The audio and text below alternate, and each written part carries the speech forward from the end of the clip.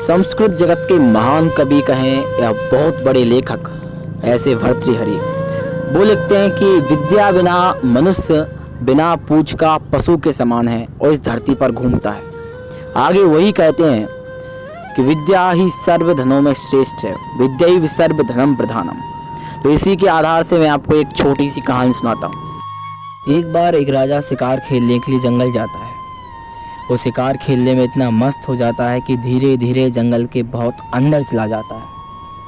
अंदर पहुंचने के बाद वो रास्ता भूल जाता है कि अब कहाँ जाना है कहाँ नहीं जाना है। बेचारा थका हारा एक वृक्ष के नीचे बैठ जाता है किसी तलाश में कि कोई पानी की पूछेगा, लेकिन कोई पूछने वाला नहीं था। तभी सामने से 3 युवक दिखते हैं जो उसी जंगल में कहीं झोपड़ी झुग्गड़ में रहते थे। वो युवक देखते ही बोलते हैं, महाराज कि मैं आपकी किस प्रकार से मदद कर सकता हूँ। महाराज पानी पानी कहते हुए अंतिम सांस ले रहे थे। वो युवक दौड़ते हुए गए और अपनी अपनी झोपड़ी से पानी और कुछ आहार लेकर आ गए। महाराज उन सभी का उपयोग करने के बाद एक प्रकार से नई जिंदगी पा चुके थे। महाराज बोलते हैं कि मांगो, क्या चाहिए तुम्हें, जो तुम मांगोगे तुम्हें वह वस्तु मिलेगी। उन तीनों में से एक व्यक्ति कहता है कि महाराज आप मुझे गाड़ी, घोड़े, बंगले इस सभी वस्तुएं दे दें ताकि हम अपना जीवन अच्छी तरह से व्यतीत कर सकें। दूसरा भी इसी प्रकार की इच्छा व्यक्त कर देता है। जो तीसरा होता है वो कहता है कि महाराज हमें ये सब कुछ नहीं चाहिए, बल्कि आप मुझे एक अच्छे से गुरुकुल में दाखिला करा दें ताकि हम ज्ञान प्राप्त कर सकें। महाराज कहते हैं ठीक है। और जो 2 व्यक्ति होते हैं वो इस व्यक्ति को देखकर मन ही मन सोचते हैं कि इससे बड़ा मूर्ख व्यक्ति कहीं नहीं मिलेगा, क्योंकि वो सोचते हैं कि धन ही सब कुछ है। कुछ समय बाद जो व्यक्ति शिक्षा ग्रहण करने जाता है वो एक बहुत बड़े ज्ञानी के रूप में उसी राजा की सभा में प्रसिद्ध हो जाता है।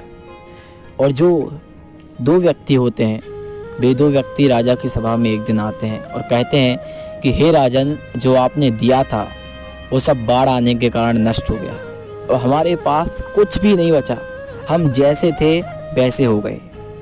तभी उन दोनों की नज़र एक व्यक्ति पर पड़ती है जो उच्च स्थान पर बैठा हुआ सम्मान को प्राप्त कर रहा था।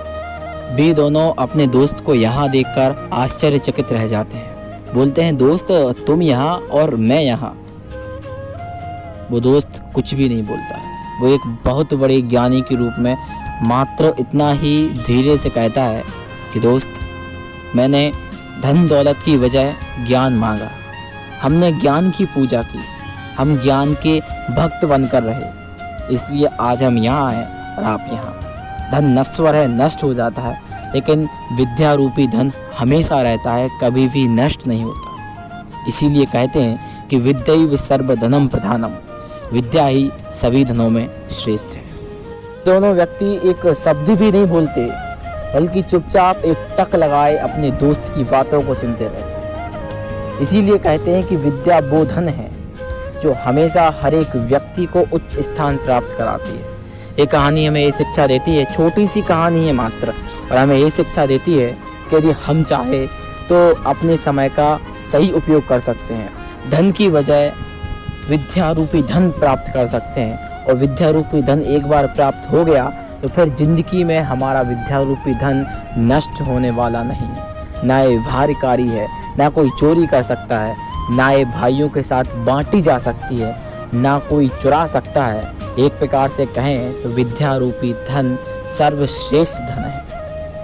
यदि कहानी आपको पसंद आई हो दिल से लाइक ज़रूर करें और कमेंट करके बताएं आपको कहानी कैसी लगी। दोस्तों के साथ शेयर करें और चैनल पर नए हैं तो सब्सक्राइब करके बेल आइकन ज़रूर दबाएं ताकि आपको कहानी ऐसी और मिल सके। जय हिंद, जय भारत, जय जिनेंद्र।